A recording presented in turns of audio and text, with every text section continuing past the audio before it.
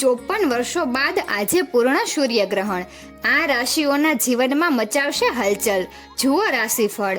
સૂર્યગ્રહણના દિવસે મીન રાશિમાં ગ્રહોમાં રાજા સૂર્ય, બુદ્ધિ અને વેપારના દાતા બુદ્ધ, માયાવી ગ્રહ રાહુ અને ધનના દાતા શુક્ર મીન રાશિમાં સ્થિત રહેશે.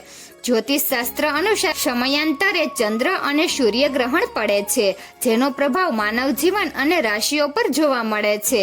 તમને જણાવી દઈએ કે 9 એપ્રિલે પૂર્ણ સૂર્યગ્રહણ લાગવા જઈ રહ્યું છે. તમને જણાવી દઈએ કે આ ગ્રહણ આશરે 54 વર્ષ બાદ પડી રહ્યું છે. તેવામાં આ દિવસે મીન રાશિના ગ્રહોમાં રાજા સૂર્ય, બુદ્ધિ અને વેપારના દાતા બુદ્ધ, માયાવી ગ્રહ રાહુ અને ધનના દાતા શુક્ર મીન રાશિમાં સ્થિત રહેશે, જેનાથી મીન રાશિના ચતુર્ગ્રહી યોગ બનશે. ચાલો જાણીએ આ ગ્રહણનો 12 રાશિઓ પર કેવો પ્રભાવ પડશે. ગ્રહણનો આ રાશિઓ પર પડશે શુભ પ્રભાવ.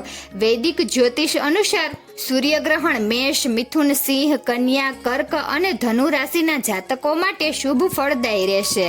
આ દરમિયાન આકસ્મિક ધનની પ્રાપ્તિ થશે. સાથે જ આ દરમિયાન તમે કોઈ નવું વાહન અને પ્રોપર્ટી ખરીદી શકો છો. તેવામાં તમારા પરિવારના લોકો સાથે સારો સમય પસાર થશે અને તમારા જીવનમાં પ્રગતિના દ્વાર ખુલશે. સાથે જ જે વેપારી વર્ગ છે તેમને આ સમયે સારો ધનલાભ થઈ શકે છે. નવા ઓર્ડર મળી શકે છે. તેવામાં અચાનક અટવાયેલું ધન મળવાથી તમારી ઘણી યોજનાઓ પૂર્ણ થશે.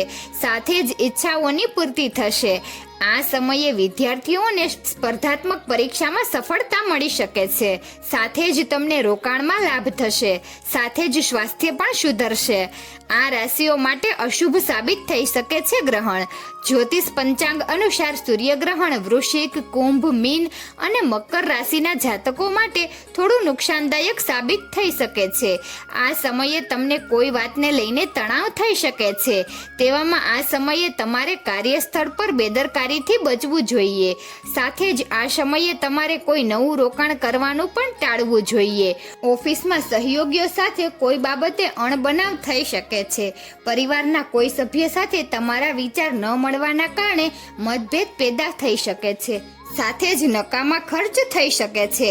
આ દરમિયાન સ્વાસ્થ્ય પણ લથડી શકે છે. તેવામાં વૃષભ અને તુલા રાશિના જાતકોના જીવન પર આ ગ્રહણની મિશ્ર અસર રહેશે.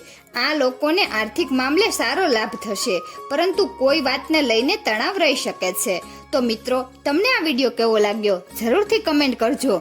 જો સારો લાગ્યો હોય તો વિડીયોને લાઈક અને શેર કરજો અને અમારી ચેનલને જરૂરથી સબસ્ક્રાઈબ કરજો. વિડીયો અંત સુધી જોવા બદલ ખૂબ ખૂબ આભાર.